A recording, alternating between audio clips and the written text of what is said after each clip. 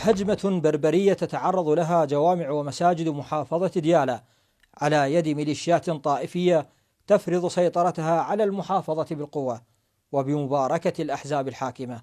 قضاء المقدادية شمال شرقي المحافظة شهد تفجير جامعي حذيفة بن اليمان وأبو حنيفة خلال أقل من 10 ساعات أمام أنظار الأجهزة الأمنية. ما تقوم به الميليشيات من تفجير لجوامع ديالى جرى ويجري وسط صمت سياسي المحافظة ومرجعيات دينية معروفة، وهو ما يأتي وبحسب مختصين ضمن منهجية ماضية على قدم وساق لمسخ هوية هذه المحافظة الملاصقة لإيران.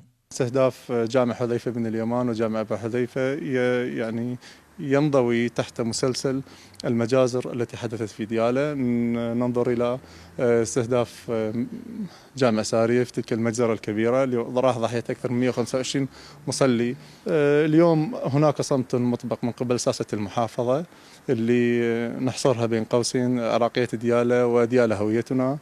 يعني هو الخوف طبعا من تلك الميليشيات هو كان اللي أعتقده، يعني الخوف من الميليشيات هو السبب الرئيسي لعدم تحرك أو حتى بيان استنكار من تلك الكتل اللي موجودة في ديالى.